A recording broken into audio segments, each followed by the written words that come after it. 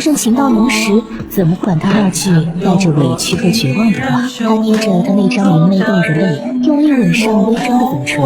他的话全被揉碎，溢在空中，深深浅浅，婉转勾魂。苏婉婉醒来时，男人已经穿戴整齐。我走了。苏婉婉抱着被子坐在那里，低头把酸涩悉数咽下，挤出个字2年了，他依旧只是偶尔与他幽会，连句承诺都不曾有。他已经18岁，再不嫁人，唾沫星子都会把他淹死。看他偶尔与他对视时，淡漠地转开目光，一次次的剜心痛楚下来，他终于意识到，他不会娶她，是他想多了。苏婉婉心情沉重地往皇宫方向而去，拐角处却站着被众人簇拥的一对男女。太子表哥，听说婉婉姐来了西院，您可见过她？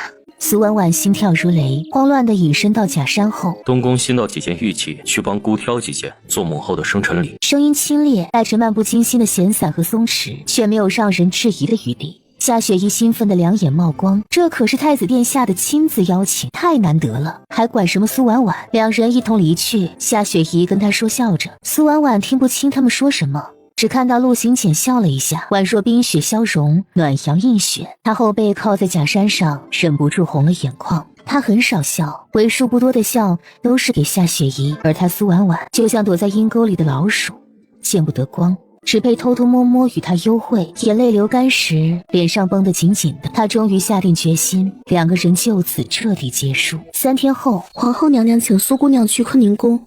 好孩子，是哀家的意思，放心去吧。果然，坤宁宫中济济一堂，魏国公世子也在其中。皇后正拉着年轻貌美的夏雪宜，笑语嫣嫣。太子爷已经启程出京办差，得1个月后才能回来，难为他对你有心，临走前还给你留下这对翡翠手镯做礼物。苏婉婉垂下眼眸，听到自己的心在滴血。也是，在他心里，她就是个举止轻浮的女人，要不然怎会未婚就与他厮混？他还曾警告过她不要对别人笑，仿佛她见个男人就勾搭。轻浮的女人，男人顶多就想玩玩，哪里肯娶呢？可是明明她是太皇太后跟前得力之人，在他眼里，夏雪宜就是比他好千倍万倍。这些年的痴心，到底是场错付。太子殿下一片心意，民女感激不尽。如今太皇太后身体抱恙，也该多几件喜事，叫他老人家高兴。本宫还等着喝婉婉出嫁的喜酒呢。说起来，婉婉今年也18了，不能再耽搁下去了。依太皇太后的意思，得赶紧定下来，也好给他老人家冲冲喜。苏婉婉脸色微白，扶了扶礼。是臣女的不是，让娘娘为臣女挂心了。魏国公世子与你也是郎才女貌，相称得紧。太皇太后、皇上和本宫都看好这门亲事，今天就给你们定下来。苏婉婉认命地闭了闭眼，把泪光与酸涩掩去。皇后娘娘，臣女想单独与魏国公世子说几句话，可以吗？自然可以。西偏殿里，皇上许诺，彭安若能娶姑娘为妻，便委以重任，去边疆任职。彭安很看重这次出世机会，望姑娘成全。苏婉婉脸色彻底白了。她本想把自己非清白之身的事告诉他，让他知难而退，却没想到魏国公世子娶她，不仅志在必得，而且另有所图。无关感情，尽量抑制住身子的颤抖。你不后悔？婚礼定得很急，就在3天后，苏婉婉直接从宫里上的花轿，花轿走在大街上，唢呐鞭炮齐鸣。苏婉婉幼稚的想，陆行浅会不会突然出现，霸道的让她不要嫁人？然而，直到拜完天地，入了洞房，一切都顺利的没有半点不和谐之声。苏婉婉在红盖头下流着眼泪嗤笑，她顺从夫家安排，第2天一大早便启程乘船沿大运河南下金陵。夫家根基在金陵，船只快到淮阳时被拦截在运河上。这么好看，点个订阅吧。苏姑娘就在对面船上，奴婢让人去请她过来。陆行简脸上并没有什么表情，只点了点头。李总管赶紧去安排。姑娘，太子爷要见您，说正是信物。苏婉婉看到香囊时，心里就像被针刺了一下，眸里满是刺痛。苏婉婉深深吸了口气，拿起剪刀把香囊绞成一团看不出形状的碎布。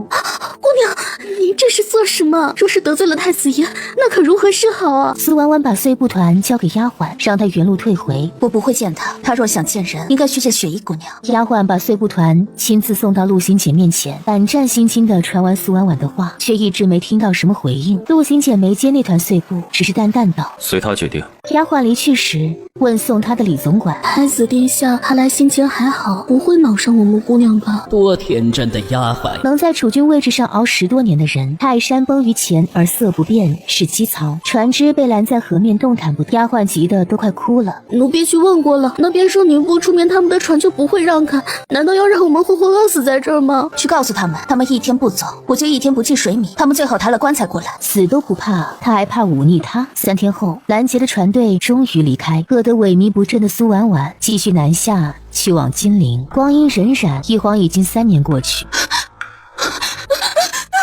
姑娘，可是世子爷又给您托梦了，他泉下有灵，定会保佑您和小少爷的。苏婉婉惊魂未定地环顾四周，慢慢回过神。这是京城里她与徐鹏安大婚时的婚房。3年前，徐鹏安留在京城，随即应召去边疆领兵。大半年后，徐鹏安战死沙场。双居数年，把徐鹏安的遗父庶子记在名下，当作嫡亲儿子，平静度日。如今他应婆母之命重返京城，是为了替儿子争夺世子之位。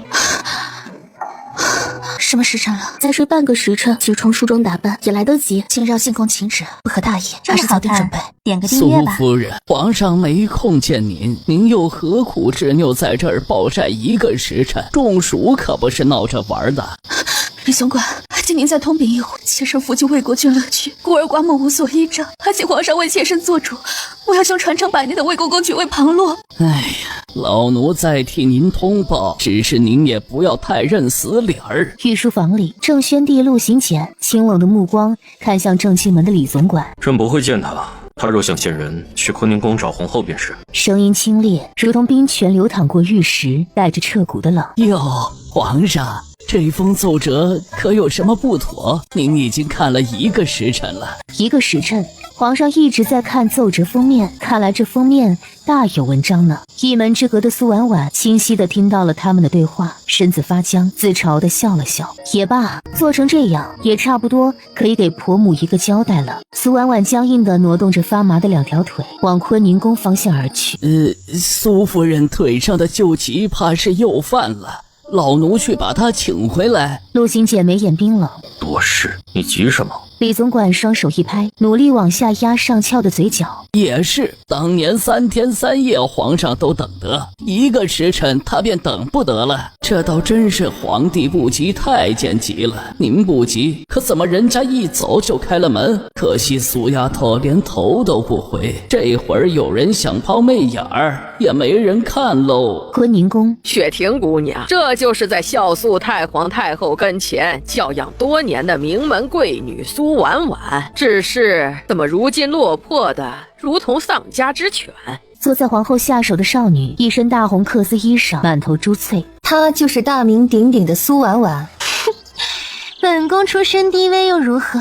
有皇上的疼爱，还不是高坐凤位，接受别人的顶礼膜拜？曹嬷嬷不屑地瞥了一眼苏婉婉，可不是，个人命中富贵天定，什么首府孙女也不过如此。如今苏首府被迫致仕，苏家势力被皇上一网打尽，满京城都是捧高踩低之辈。也就是我们娘娘心善，还肯见这快没了诰命身份的苏夫人。苏婉婉额头贴在冰凉的地砖上，膝盖跪得隐隐作痛，静静听着他们对自己的嘲讽和鄙夷。夏雪怡等人还没过完嘴瘾，就听到有小内侍过来传话：“启禀皇后娘娘，皇上喜欢您送去的冰镇果子茶，让奴婢过来送回礼。”苏夫人平身吧，你今日见本宫是有什么要事？妾身想恳请皇后垂怜，让我儿徐光瑞继承魏国公世子之位，未来成爵。夏雪怡蹙了蹙眉，冷笑道：“这事儿只怕有些难办。魏国公府的2公子徐鹏举正在与舍妹雪婷议亲，你要让本宫把准妹夫的爵位让出来给你儿子。既如此，妾身收回恳请，不打扰娘娘清静了。”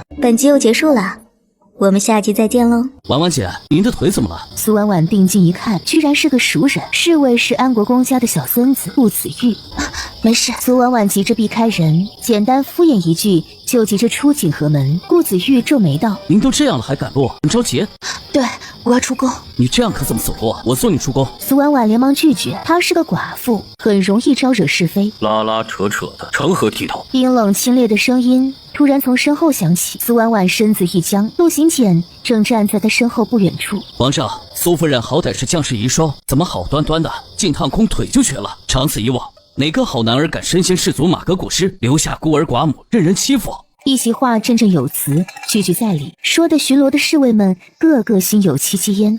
苏婉婉不禁眼眶微热，感激地看了顾子玉一眼。陆行简清冷的眼风扫过来，去查查苏夫人怎么受的伤。李总管心道：哎呦喂，皇上您心里不是跟明镜儿似的吗？方才那个送玉如意的小内侍还是您派去给苏夫人解围的。他苦着一张脸道：苏夫人在御书房外站了1个时辰，又在坤宁宫跪了1炷香功夫，只怕身子娇弱吃不消呀。老奴觉着还是用轿子送苏夫人出宫妥当。准了。陆行简淡淡应声：不必劳烦，臣服告退。等轿子还得在这站半天，打个巴掌再给个甜枣，上位者的常见招数，他不稀罕。这个皇宫他以后也不会再来了。顾子玉的话提醒了他，他可是将士遗孀，备受欺辱，儿子的世子之位也要被抢走，受尽欺凌正是他如今的写照。瘸着腿走出去，正好败坏一圈帝后名声。欺负我也不能毫无代价吧？空气突然变得很冷，气氛有点诡异。李总管笑眯眯道：苏夫人，您不是有事要求见皇上吗？怎么这会儿见到皇上倒不说了？苏婉婉语气很平静：臣服自知无人撑腰，世子之位必然争不到，不再自取其辱了。他扶了扶礼，头也不回地离开。一瘸一拐的素色身影在红色宫墙的映衬下娇弱又倔强。他纤弱的背影消失在内左门外时，陆行简长腿迈出，朝内左门方向走去。哎呦，皇上，您不是要去坤宁宫吗？点个订阅吧。放开我！陆行简松手，长腿一迈，挡住他的去路。腿不想要了。我的腿成这样，还不是你这个始作俑者弄？现在来夹人家，有什么意思？苏婉婉低着头，手抓紧帕子，一言不发。两人就在文华殿院子门口站着对峙。陆行简沉默了很久，终于对身后的小内侍说了句：去玉膏过来。陆行简接过药膏瓶，放在手里确认了一下，递给他。消肿止痛，我在伤处。苏婉婉看了一眼有些眼熟的药膏瓶，脸色有些发白。第一次与陆行简风流时太意外，她痛得要命，流了好多血，感觉自己会死掉。回到住处后也不敢声张，躲在被子里默默流眼泪，满腔委屈无处倾诉。陆行简派小内侍给她悄悄送来一瓶药，还有一张他亲手写的用法说明。苏婉婉并没有接药，而是像是没看到般垂眸素着脸。陆行简拿着药的手顿在空中，不知道这药哪里得罪了他，气氛有些僵持。良久，他还是把手缩回去，眉心微皱。世子之位也不要了。苏婉婉不说话。这是郑杰在魏国公府，不在宫里。魏国公亲自呈表，请立庶次子为新世子，还要为他迎娶皇后的妹妹。朕压着没批。他并没有生气，一直冷淡的神色反而带上了点难得的耐心和温柔。苏婉婉心里更反感了，难道还要他感激他？如果他早早批下来，婆母没了指望，也不会要死要活逼迫他重返京城，受亲事这份搓磨。臣服自知真不过，不会再强求，请问可以告退了吗？狗东西，白下了这副好皮囊。他没有回答他的话，可怕的沉默。不知道过了多久，他终于轻启薄唇。好。苏婉婉只能从他身边擦肩而过，两人挨得最近的时候，他肩膀快撞到他的胸膛。不远处的李总管低头，装作什么都没看到。哎呦呦，是谁玩脱了我不说？回到魏国公府后，国母魏国公夫人韩秀芬立即召他过去。都怪你这个丧门星！如果不是娶你过门，我的彭安也不会去边疆领军，他也不会战死。哪怕无所事事、游手好闲，也是当仁不让的世子爷，哪里用得着我一把年纪替他殚精竭虑的保留世子之位？哎呀，本以为你在宫里长大，与那些贵人多少有几分交情，哪知道你居然半点都不中用。我就是看走了眼，挑了你这个废物当儿媳。苏婉婉并不上前安抚，反而静静地看着他，唇角勾出2分若有若无的讽刺。可惜夫君不能死而复生，不然母亲大可以让他休了我，另择贤妻。你还敢顶嘴？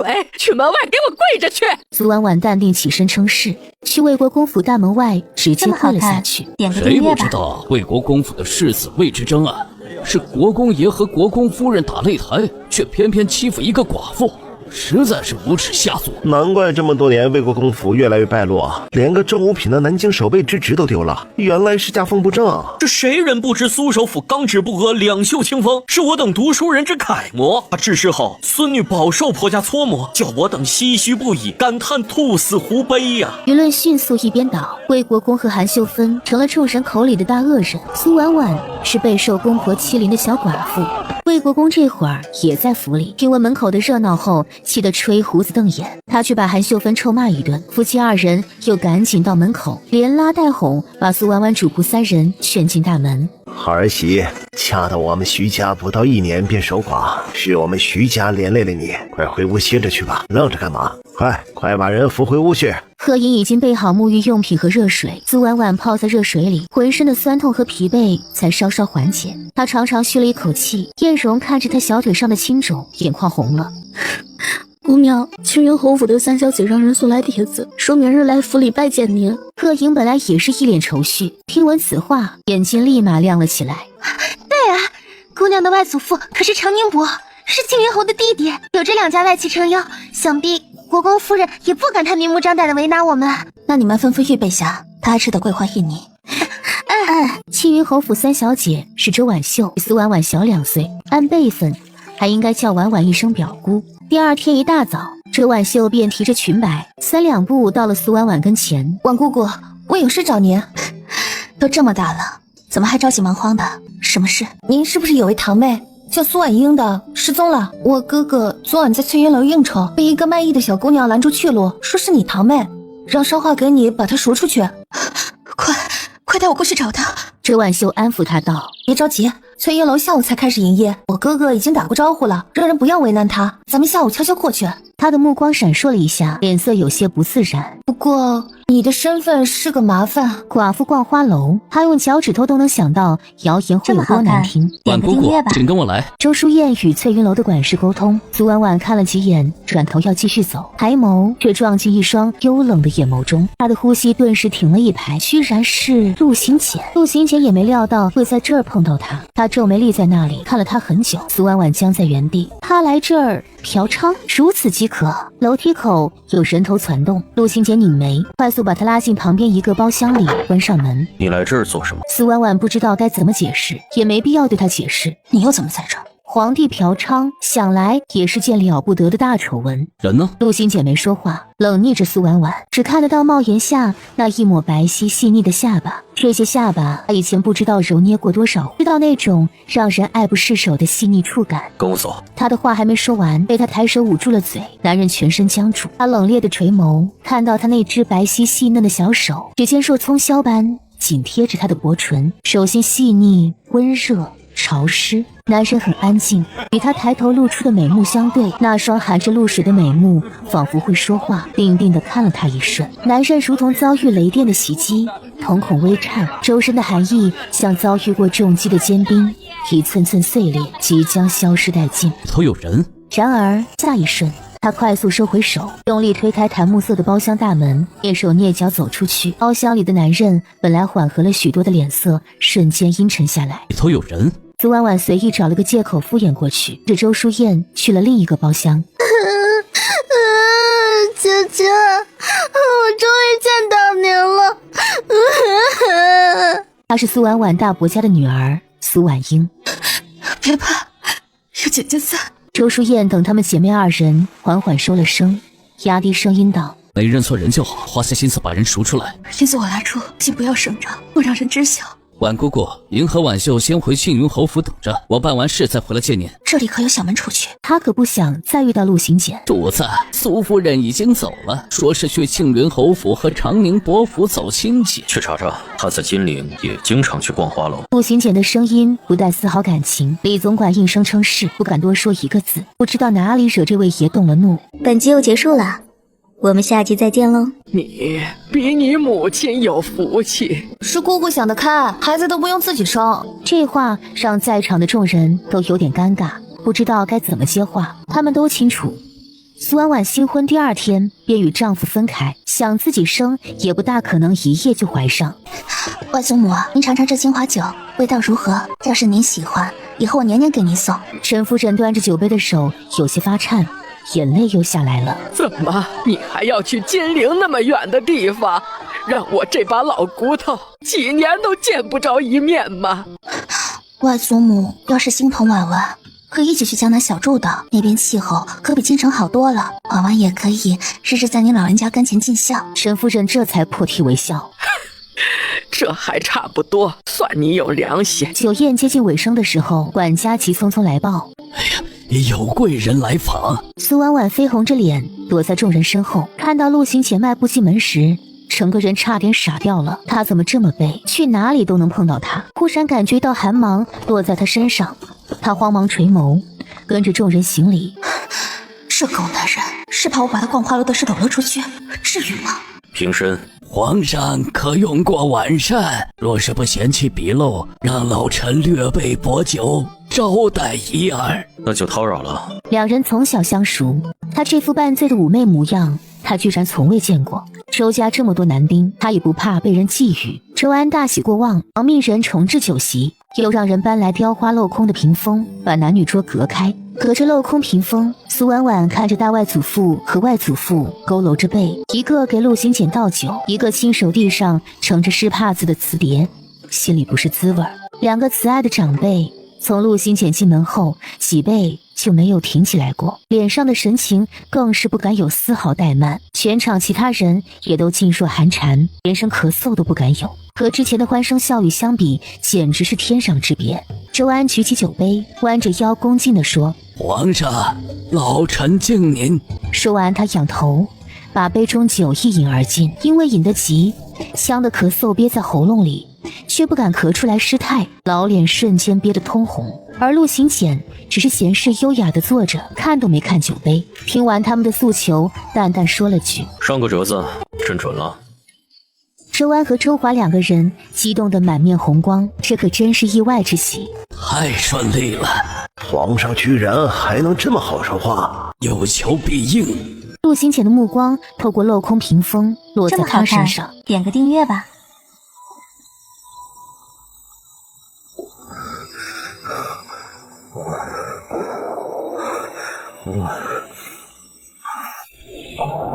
有时候是一片水深火热，他浑身湿透的从江水中爬上岸，背后漫天大火照亮了夜空，噼噼啪啪的燃烧声，桅杆烧断倒塌的巨响，江水拍岸的浪涛声，还有求救声、刀剑厮杀声混合在一起，与稀密的雨、黑暗的夜织成一张密不透风的网。陆行简牵着夏雪宜的手向他走来，苏婉婉挣扎着想要求救，爬过去抓住陆行简的脚，他居高临下的看着他，脸上带着恨意。你怎么还没死？然后狠狠踹了他一脚，他被踹回江水中，脸上痒痒的。苏婉婉心脏一瞬间如雷鼓动，整个人陷入慌乱中，呼吸有些凝滞。她想坐起身，却转眼被男人抱到腿上。婉婉，是我。苏婉婉顿时身子紧绷，想要从他身上下来。放开我！陆行简还是松了手。苏婉婉赶紧坐到一旁的座位上，快速整理衣服，想尽快离开车厢。可以让我走了吗？夺物。苏婉婉不知道他为什么这么说。皇上说笑了，臣妇没有夺你。有什么困难可以找我。我去求你的时候你不肯见，现在说这话不觉得讽刺吗？就喜欢耍我玩？还是因为被我撞见逛花楼，我来收买我，让我闭嘴？何至于呢？多谢皇上好意，臣妇过得很好，暂时没什么困难需要求你。求你也只是送上门被你折辱。你是女人家，何必去烟花场所消遣，败坏自己的名声？倒打一耙是吧？所以他以为我是耐不住寂寞，去翠云楼寻欢作乐。也是，当年他就觉得我轻浮，只是太可笑了。当初他推倒我的时候，怎么想不到会败坏我的名声？那些刻意忘却的怨怼和委屈从心底翻了出来。臣妇的事不劳皇上费心，你若真担心我的名声，就不要辱我，拉拉扯扯，成何体统？自己立身不正，还来指责别人，有病！以为别人和你一样都喜欢去逛花楼？想到这里，皇上放心，您逛花楼的事，臣妇不会到处宣扬的。送你回去。不必，我自己回去。两辆马车交汇而过的时候，陆行浅淡漠的声音隔着车帘传出来：“有事找李荣。苏夫人若是有什么难处，你们尽管来寻老奴。再多花钱打点，也数不出来吗？”那个张宗辉跟恶狗一样，专门跟我们周家对着干。他不清楚哥哥为什么要赎人，可哥哥想做的事，他就铁了心搅黄，还放了话，那个姑娘他要定了，今晚就破瓜，以后每天让他接满10个客人，叫我老子来了也别想把人赎出去。苏婉婉气得身子发抖，婉英才13岁啊，还是个孩子，张宗辉怎可如此畜生？要不要试试去找那位李总管？苏婉婉蹙起眉，觉得有几分不对劲儿。陆行简好像预料到他肯定会有求于他似的，他强撑着病体，迅速写了一封信，让贺隐亲自送到李总管在宫外的私邸。李总管正好回私邸休沐，听说是苏婉婉的信，连衣服都没换，转身就去了皇宫。陆行简正在举办晚宴，招待几位值夜班的阁臣，听说是苏婉婉的急信，他顾不上几位阁臣探究的目光，离席拆开来看。现在出宫。皇上，宫门已经下药了，何况您还在宴请阁臣，要不等明天？陆行简冷冷看了他一眼，没有说话，大步往外走。李总管立即意识到自己说错了话，人家苏夫人之前软硬不吃，现如今好容易放下身段求人，错过这个村可就没这个店了。某人可是不敢不着急呢。苏婉婉正等在翠云楼外不远处，这会儿正是夜间热闹的时候，翠云楼却反常地关上了大门。柯隐回话有人要见他的时候，苏婉婉愣了一下，这距离他把信写好也不到1个时辰。陆行简坐在马车里，什么急事？我堂妹被人卖进翠云楼，张宗辉今晚要她接客，你帮我救她出来，可以吗？别急，说清名字、年纪、相貌。周淑燕正帮忙，也不知道现在情况如何了。陆行简轻轻看了他一眼，对李总管吩咐，让马永成把人带出来。要不要先回去歇着？人出来了，给你消息。苏婉婉攥紧手，悄悄松了口气，这么轻易放过他？他还是摇头。两个人静静坐在马车里等着，空气幽静。回主子，人已经带出来了，只是被灌了药，只怕得请太医瞧瞧，不如安排到小园。我想去看看。我带你过去。点个订阅吧。对不起，对不起，对不起，是姐姐不好，害你受苦了。姐姐，我好痛，好难受。苏婉婉心如刀绞，婉英还只是个孩子呀。太医已经赶了过来，陆行简把苏婉婉拉出房间，淡声道：“丫鬟在里头帮着清理伤口就是，你别看了。”是谁把她打成这样的？你要为她报仇？不可以吗？两个人的视线相触碰，进行交锋。苏婉婉仰视着他，眼神却没有半分退缩，倔强至极。我来吧。不要，我有自己的人，希望您不要阻拦。他听得出他的勉强，又或者这背后本就有他的受益。苏婉婉脑子里转过各种念头，眼神里的怀疑一闪而过。陆行简低眸看着他，敏锐地捕捉到这丝怀疑，心里有点闷。不信我？是不是你安排的？陆行简眼神彻底变冷。真至于？如果我说你堂妹落到这个地步有我的责任，我也想替她讨回公道呢。她的养伤你陪她住一阵子。当天晚上，他没有回魏国公府，而是在苏婉英床前守着。后果就是半夜又发起了高热。苏婉婉醒来的时候，陆行简正在与太医说话。要不要喝点粥？您不上早朝？喝点，好好养病，其他的交给我。他脸上带着丝淡淡的关怀。谢谢。陆行简察觉到他的避嫌和疏离，只是缩回手，眉眼淡淡的看着他喝完粥就离开了。接下来几天他都没再见到陆行简，他大大松了口气。是他会错意，他并没有那个意思，倒是回魏国公府拿衣服物品的贺颖捎来消息，寿宁侯世子张宗辉被人打断腿，这辈子大概得瘫在床上了。庆云侯府的周淑燕也没好到哪里去，满身是伤，估计不躺几个月下不了床。苏婉婉感觉很愧疚，是她牵累了周淑燕，她得补偿一二。那天太医没有再来，小仆从气喘吁吁的过来传话，说是宫里皇后受了风寒，太后和皇上把所有太医都叫走了。苏婉婉轻轻笑了一下，你看她对夏雪宜才真是放在心尖尖上，一丁点风吹草动就闹出偌大动静，帮她的忙也只是动动手指一样简单。苏婉婉很快拿定主意，把苏婉英带回魏国公府养伤。贺颖带来的消息更是坚定了他的想法。江护卫带着谭大夫到京城了。陆行简来的时候，他正面带微笑的让贺颖把他的东西送去马车上。要走？沉默良久，他只是说了句：我送你。不必了，有人来接，这些日子多谢。去湖边走走。本集又结束了，我们下集再见喽。这是西约。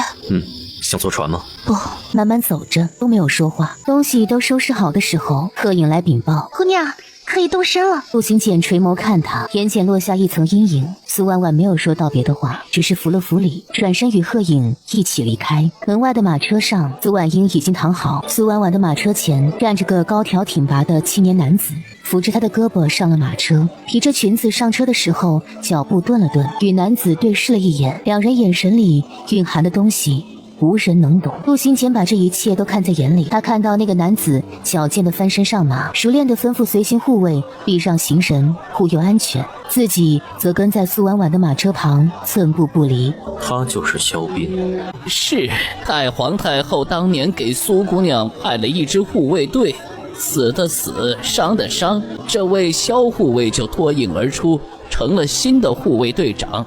倒是赤胆忠心，勤恳踏实，深受倚重。陆行简没有说话，背后攥成拳头的手捏得却极为用力，指节发白。好一个赤胆忠心！他毫不介意的就扶住他的胳膊，丝毫不觉得有什么不妥。这份熟人、亲密和信任，萧护卫真是太细心了。上次姑娘在船上吃不下东西，提了一次带骨暴露，他便把师傅直接带上了京城。苏婉婉掀起车帘，对马车外的挺拔身影说了句：有劳了。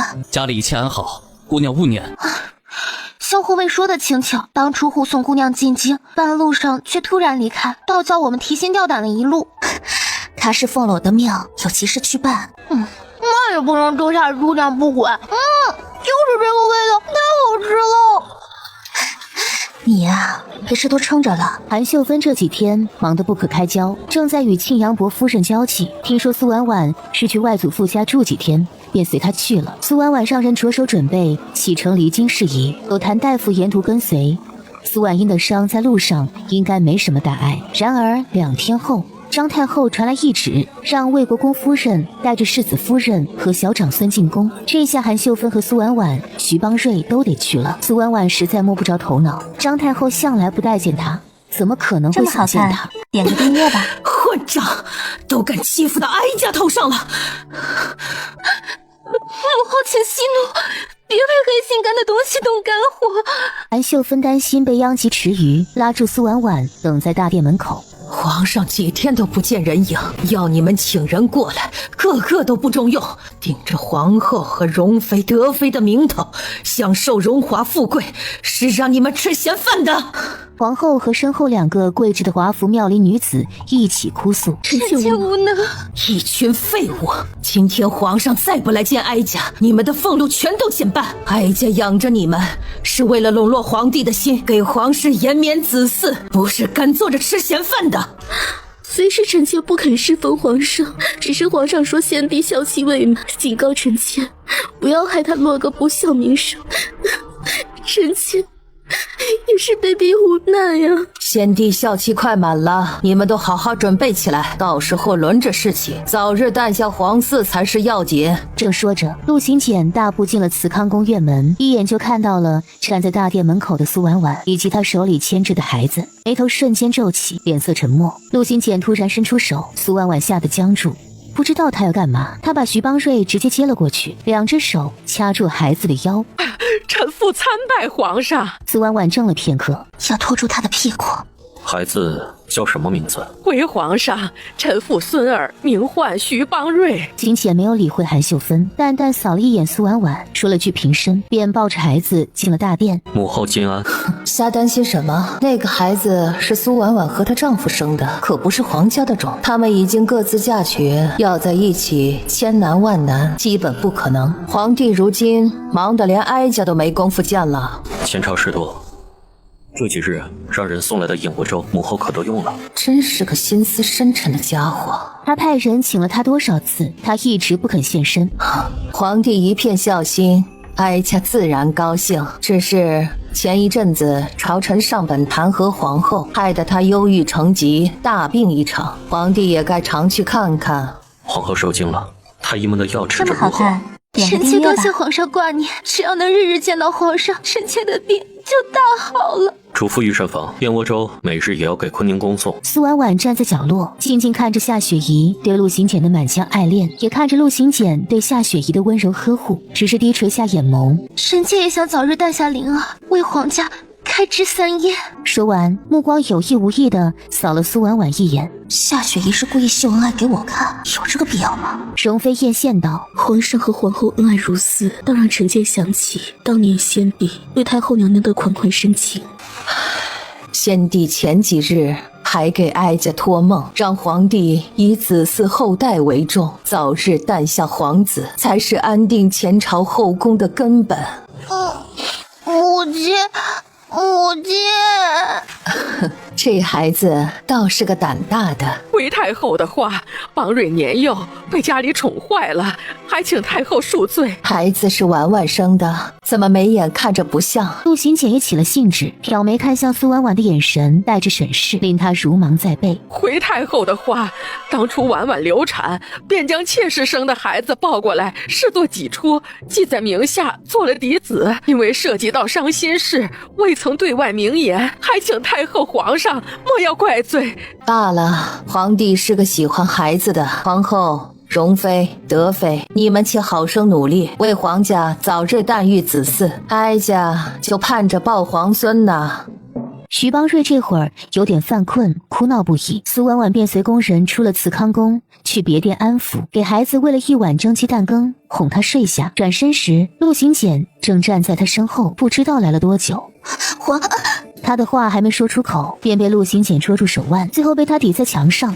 皇上，请自重。还有多少事瞒着我？皇上，臣妇有事，也是徐家来过，与您无关，又何来隐瞒之说？他的唇突然吻住他的唇，趁他张口喘气时，又重新吻进来。苏婉婉被他强迫张开了牙关，实在太亲密了，他却不敢咬他。不可以，这个脏男人，他面上顾及孝妻，忍着不碰皇后和妃子，私下里是逛花楼泻火，现在又盯上我这个寡妇，这个狗东西真是欺人太甚。还无关吗？婉婉，乖一点。乖一点，继续当你的玩物。皇上，先帝孝妻未闻，你这样与理不合，不怕被天下人唾骂吗？他唇角掀起一抹讽刺的弧度。他若讲合理，他早就成了父皇的妃子，哪里会有他们情投意合的2年时光？交给我。这么好看，明儿个一早的船，京城的房产铺子也全都典当出去了，房契地契都在这盒子，大概是不打算再回京城了。随他去吧。小护卫被顺天府抓了。怎么会？他昨晚当街殴打李首府家的独子李昭先，把人打得吐血不起，当时就被扭送顺天府大牢了。他还是派得力手下去李首府家递了拜帖，只是拜帖被原封不动退了回来。徐成璧叹息道：左不是个护卫，婉婉，你且安心上路回金陵，这边老夫应付即可。苏婉婉眼神黯淡下来，魂不守舍地回了屋。李兆先身体差成那样，还在路上设伏堵我，若是无人背后撺掇，很难让人信服。如此大动干戈，只怕目标不是属下，而是姑娘您。我一个寡妇而已，都逼让到这个地步了，还有什么值得别人算计的？属下无能，耽误了姑娘行程。没有你帮衬，回金陵日子也不会好过。小护卫，好好活着，我会救你出去的。李首府如今权势正盛，要去李家取证，能够找的人并不多。他脑海里闪过那个刻意不愿想起的名字——陆行简。苏夫人，请进。皇上，您的茶。有事啊？皇上，我的护卫萧斌得罪了李首府，只怕凶多吉少，您可不可以帮帮他？这是他最后的指望了。犯了什么事啊？殴打李首府的独子李兆先，据说李兆先活不了几天了。李首府只有这一个儿子，他只要护卫的命，没找你这个主子的麻烦，就是手下留情了。不是的，李兆先本来就得了重病，不是被萧护卫打成重伤的。一个护卫而已，至于这么护着？不，他不只是个护卫，还是我的救命恩人。没有他，3年前我就死了。他沉默良久，问：他比苏家还重要？豁出去了。苏婉婉咬着唇，一眼心一横，侧身直接坐到他腿上。陆行简瞳孔微震了一下，垂眸清冷地看着他。苏婉婉紧张的整个人都在颤抖。苏夫人，请自重。救他一命，可以吗？御书房外有人影晃动，下一瞬，陆行简把苏婉婉轻轻推开，自己站起身要离开。苏婉婉站在那里，装模作样。只要能救他，我也……住口！女孩子要自尊自重，不能为个男人不要脸面，明白吗？说罢，他转身离去。苏婉婉仿佛被人狠狠甩了一个耳光。本集又结束了，我们下集再见喽。苏夫人，这是您之前当掉的房契地契，皇上让奴婢给您送来。他可留了什么话？皇上近日忙碌得紧，倒没吩咐别的。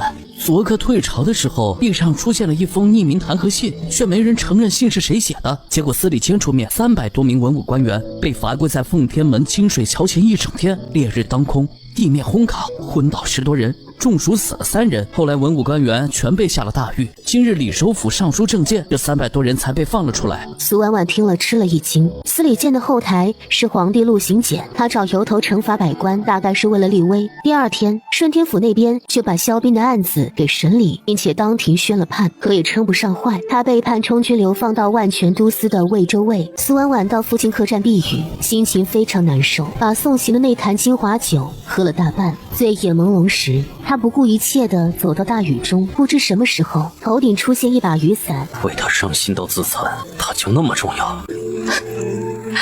对，他很重要。忘了他，你值得更好的。不会的，不会有更好的了。护送他去金陵的堂兄死在了那场江夜大火里，他没有兄长。跟我回去。突然，他把手里的伞一扔，长腿迈出，将纤细的人儿拦腰抱起，转身往客栈走去。金钱把他抱进净房，对艳荣和贺颖说：“照顾好他。”小护卫，姑娘喝醉了，说胡话呢。陆行简拧着眉，低眸看他良久。出去，我是谁啊？太子爷。陆行简默了许久，才低声说：“以后别这么作践自己，知道吗？”好冷。把湿衣服脱下来，洗完澡就不冷了。听话，我叫你的丫鬟进来。话是这么说，人却没动，也没喊人。别走。你得赶紧洗澡换衣服，不然会生病。就不许走。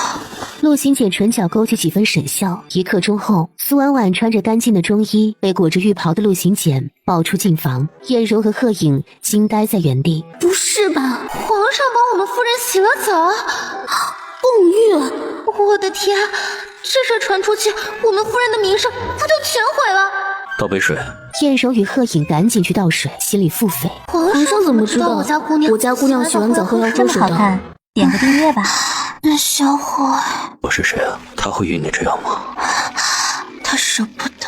睡吧。苏婉婉醒来的时候，天色蒙蒙亮，看到床那边平躺的陆行简时，心脏有一瞬间的停止。他和陆行简又睡了，整个人就像遭过雷击。陆行简一个翻身，把他禁锢在身下。我是谁？皇上。不对，行简哥哥。苏婉婉呼吸起伏着，等待着，却没等到意料中他的吻。最终他松开他，起身慢条斯理地穿衣服，心里稍稍松口气。念头一转，索性再添把火。他坐起身，从背后抱住他的窄腰，男人身子一僵，穿衣服的动作顿住。我愿意的，想要谢谢你。秀什么？因为肖斌的事。陆行简的脸色彻底阴沉下来。苏婉婉为了别的男人，你要与我上床是吗？你就这么下贱？说完，不等他的回答，不顾衣服才穿了一半，起身离去。可恶路狗，居然骂他下贱！回到魏国公府时，府里上下喜气洋洋，多了许多陌生面孔。我看到了，我又看到他们了。别急，看到谁了？要杀我们的人。慢慢说。3年前，在江上烧我们的船，要杀我们的人。秦阳伯夫人身边的那个嬷嬷，3年前就在江边给那帮人下命令。我看得真的就是他。姐姐，怎么办？该怎么办？别害怕，婉莹，你当时只是帮我去送嫁，他们不是针对你去的。姐姐会护着你，才不会让你受到伤害了。我给祖父写了信，过一阵子送你回洛阳老家，好不好？不，肯定有人要害你，我不能扔下你不管。姐姐，我要陪你一起。苏婉婉唇角浮起一抹冷笑，生死大仇怎可不报？她得去会会夏家。点个订阅吧。身子不好，在屋子里歇着便是。过来做什么？贵客到访，儿媳过来问一声，新到的活食鱼是要清蒸还是红烧？婉婉，你居然弄到了活食鱼！她这个儿媳妇还真是神通广大。晋阳伯夫人挑眉，语气讶然：“哎呦，这食鱼是长江三鲜，又素来金贵，出水即死。朝廷每年光运送食鱼贡品的船就有14艘，可我听说皇上吃的食鱼都是死鱼，你们魏国公府能弄到活食鱼，还真是有本事。”这些话有点夹枪带棒，讽刺魏国公府僭越，比皇帝吃的还好。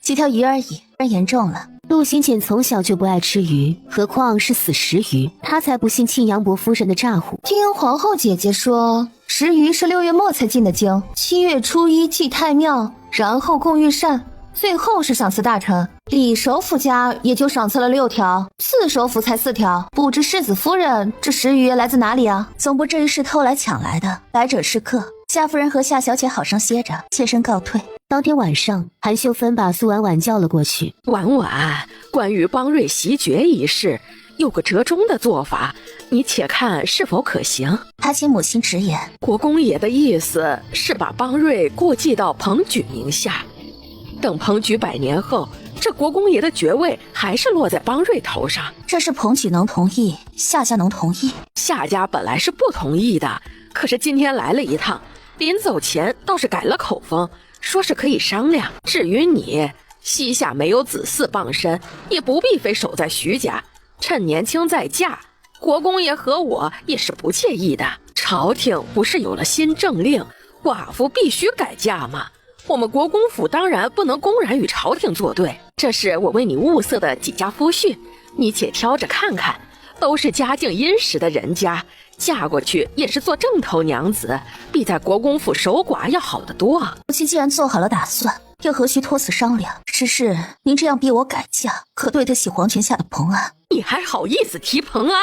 若不是你这个扫把星克死了他好端端的又何至于丧命？苏婉婉，念我们婆媳一场，你老老实实改嫁，我们还有几分面子情。徐家也可以当做你娘家，日后为你撑腰。如果非要撕破脸皮，哼，这些个好人家，你也别想高攀上。苏婉婉随意捡起地上的一个名帖，念了出来：英国公府的七庶孙张冠霖，我记得他是个傻子，掐死了2任老婆，这就是母亲给我挑的好人家。难不成你还能挑到更好的人家不成？出嫁从亲，再嫁由己，儿媳的婚事不劳母亲费心。既然徐家容不下我，还请徐家出具文书，我走便是。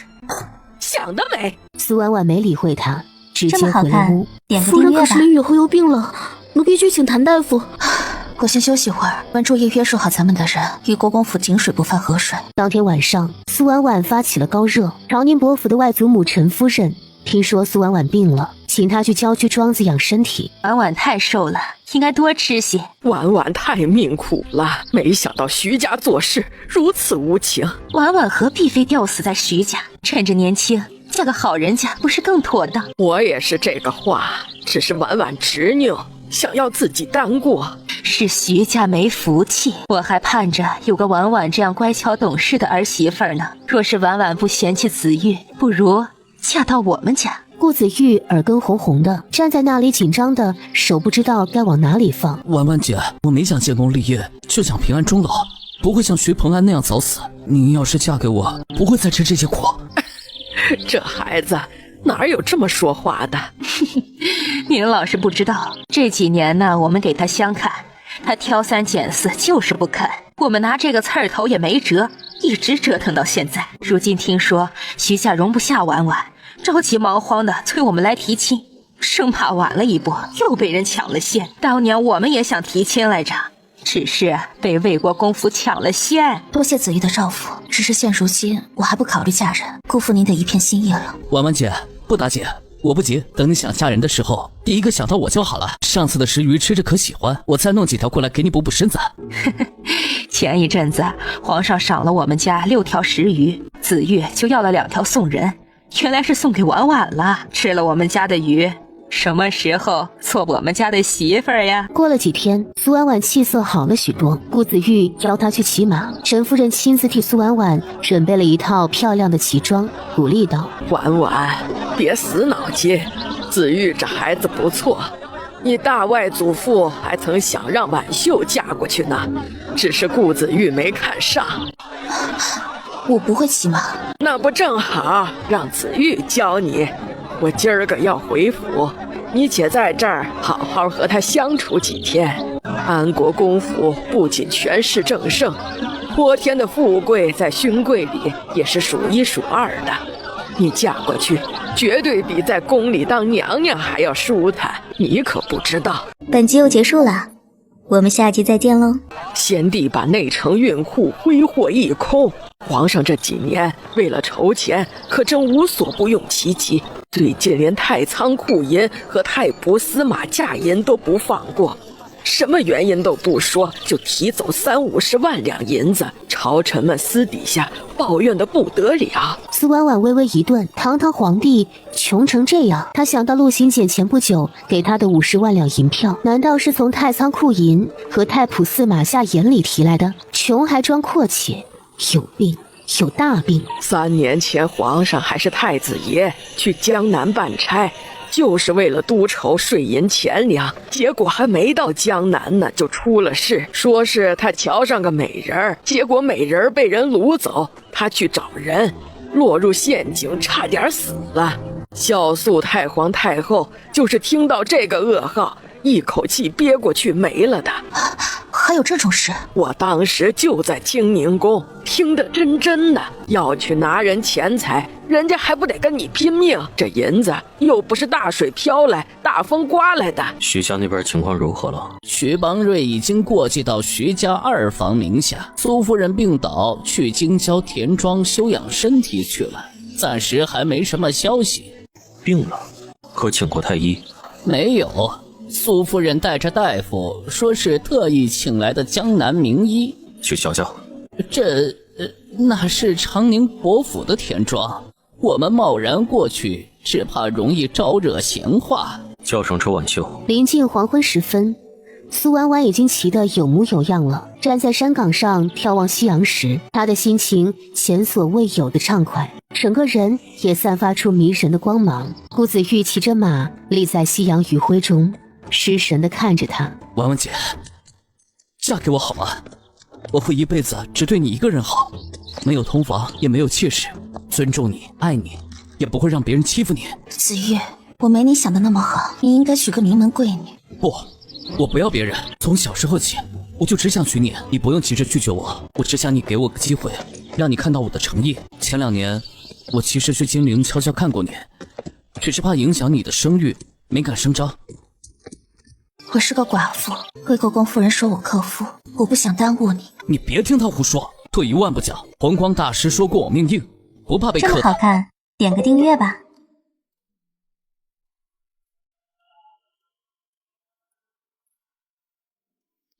王姑姑，你们怎么才回来？等你半天了。皇上怎么来这里了？报告了。嘿嘿，婉婉姐刚学会骑马，还不熟练，就扶了一把。你可很享受啊。婉婉姐太累了，先让她坐下歇着吧。晚膳已经备好，还请贵人们入席。我太累要去休息，你们自便。哎，婉姑姑，我陪你。顾子玉跟在苏婉婉身后嘘寒问暖。我让人把晚饭送去你房里，有顾家那边送来的新鲜鹿肉，补脾益气，正适合你。注意你的身份。我关心我的未来娘子，皇上您多什么事啊？下一瞬，陆行简动作极快地向前迈步，快得像一阵风，直接掠过顾子玉和周婉秀，将身子发软要摔倒在地的苏婉婉搂进怀里。苏婉婉只觉得天旋地转，全身乏力。我没事。陆行简把人直接打横抱起。传太医，我来抱他。陆行简抿着唇，面无表情地抱着人大步离去。皇上对婉婉姐的心思不一般呀。陆行简丝毫没避讳男女有别，耐心地哄她喝药。看到这一幕，顾子玉双目瞪得像铜铃。他在干嘛？连门都不让我进，却搂着她给她喂药。他堂堂一个皇帝，难道还能娶个寡妇不成？快快把药喝了，许你个心愿。站在不远处的周婉秀全身僵硬，睁大眼睛。皇帝亲口允诺的心愿，只是为了哄她喝药。无耻，太无耻了！高高在上的九五至尊，这么诱惑一个柔弱寡妇，伦理在哪里？道德在哪里？底线又在哪里啊？我不喝。那就等会儿。太机密了，还是当着周婉秀和顾子玉的面。喝完药睡一觉，病就好了。没想到他对我还会有如此温柔的一面，那他会为我所用吗？婉姑姑是想吃郑嬷嬷做的蜜饯了吧？苏婉婉用尽力气慢慢坐直身体，接过药丸一饮而尽。那你授受不亲，皇上还请您出去，臣妇的事不必劳您费心。婉秀，你侍奉皇上去用晚膳吧。好好休息。婉姑姑还病着，我们别打扰她休息了吧。劳烦皇上费心照顾婉婉姐。哼，皇上又如何？我们婉婉姐不为权势，照样不待见你。应该的。长宁伯夫人托我照顾她，是我疏忽没照顾好。这么好看，点顾二个订阅吧。公子还守在姑姑门外，我听田庄的下人们说，他们老有情，妾有意，大概好事将近了。你想说什么？皇上，您应该会祝福他们的吧？顾二说要和他一双一世人，只爱他一个呢。出去。他以前不就是喜欢听我提婉姑姑吗？怎么现在也是提他？他发那么大的火，和顾儿在这甜蜜相处的是姑姑又不是我，你趁我动怒做什么？婉婉姐，我觉得你走路像鸭子。婉婉姐，你看是养着还是炖汤？这么可爱的鸽子，你居然想炖了它？我也这么觉得，所以就从厨房偷了出来，问问你的意思。周婉秀提着裙子过来了，气鼓鼓地说：我说我厨房的鸽子怎么不见了？原来是你搞的鬼！哼，这是我特地带过来给婉姑姑补身子的，你还给我！就不给，回头赔你10只。这只嘛，小爷要拿来送人。姑儿，你可真是个混不吝！陆行简站在2楼的走廊，低眸静静看着庭院里他们欢声笑语，脸上没有任何表情。因为主人不在，早膳是周婉秀张罗的。方便吗？我有事找你。上来吧，来我房间。喝什么茶？茶就不用了，这些银票我用不上，还有我典当出去的田产铺子，现在手头还有点紧，等今年将来的盈利结转回来，我补给您。陆行简看着桌子上的小盒子，脸色很平静，没有半点表情。之前是我不懂事冒犯您，以后不会了，还请您不要往心里去，以后您就当做不认识我就行。人前人后，我们别再有瓜葛。随你，慢走不送。苏婉婉面色苍白地离开，她想回房间单独用早饭，却被周婉秀笑着叫住：婉姑姑，一起吧，热闹一些。乡野粗茶淡饭而已。不用了。婉姑姑，我好久都没有见你了，想和你一起吃顿饭都不行吗？陆行简这会儿已经下楼，身姿优雅地走到餐桌前落座，面容冷淡，并没有看他。婉婉姐，我让人从城里买了你爱吃的豉汁蒸凤爪和上汤云吞，皇上您不会介意吧？怎么会？这是早上刚从月盛山买回来的，味道不错，你尝尝，这个味道正宗，有精灵那味儿。皇上是不合口味吗？没有。婉姑姑，您面前这堆虾饺应该合皇上口味，麻烦您给布一下。不必，收拾东西，准备回城。好看，是。点个订明阅吧。儿是太皇太后的60岁圣诞，他老人家记挂着您，特地让老奴来传话，接您进宫陪他说说话。还请何总管回话，妾身大病初愈，只怕进宫会勾了病忌给他老人家。要不我明日进宫，给他老人家远远磕个头。那老奴安排明儿让人接苏夫人进宫。顾家家仆急匆匆来报，世子爷骑马从马背上摔了下来，夫人请二公子快回家。我先回去看看，你等我回来接你。不用折腾了，这一路向来太平，百山下为先，你先忙自己的事。小人死罪，车轴突然断了，害夫人受惊。怎么回事？马车坏在半路，我们姑娘还受伤了。他人呢？还在马车上，等着去田中调新马车过来。胡闹！这里荒郊野岭，等新马车过来，天都快黑了。说是遇到山贼怎么办？他掀开车帘，下了马车，走到苏婉婉那辆坏马车跟前，掀开车帘。只看到苏婉婉苍白的脸上挂着细密的汗珠。伤到哪儿了？没事。他把她抱到自己马车上，让太医迅速过来处置。不多时，随从回复：车轴被人动过手脚，是根使用年限过长的车轴，上面布满裂纹，外边刷漆掩盖住裂纹，光看外观看不出车轴有问题。传令东厂，详查到底。马车启动后，陆行简问苏婉婉：你有什么仇人啊？苏婉婉想到苏婉英的话，还有青阳伯夫人对她的敌意，闭着眼睛装睡，一直没说话。即便要断绝往来，至少也要保证你的安全，不是？好歹相识一场，我只是不想你过得太艰难。苏婉婉沉默了一会儿后开口：我的仇人可能是你的新人。反而说不出口。陆行简也没再多说什么，只是替他掖了掖被子。好好养伤，好的事我来办。马车停下时，苏婉婉看着熟悉的红墙金瓦，整个人都不好了。我要回我国公府。先处理你的伤。他没管小叫，抱起他下了马车，一路穿门入户，最后把他放到床上。尽量卧床静养，省得落下病根。静养需要多久？少则2月，多则3月，后期需要加强锻炼。本集又结束了，我们下集再见喽。促进恢复。多久换一次药？伤口愈合前每天1次，愈合后2天1次。我不能在这里养伤。你要是想回魏国公府，或者去长宁伯府都随你，只是害你的凶手还没有找到。你确定要把自己的身体不当回事？朕也不会非拦你。想好去哪儿，朕让人安排。明天办完事我再走，今晚先叨扰了。陆行简淡淡冷冷地嗯了一声，让燕荣和贺颖进来服侍。姑娘，您腿还伤着呢，不能见水。别洗洗。这种情况能洗澡吗？等进房布置妥当，陆行简走到床边，看了他一眼后抱起他。不舒服就说出来。这是要干什么？小心别摔着了，伤腿别沾水就没事。劳烦您了，去把董婆子叫来。人呢？陆行简正站在那里，静静看着他。收拾好了。我抱你回去。都还疼吗？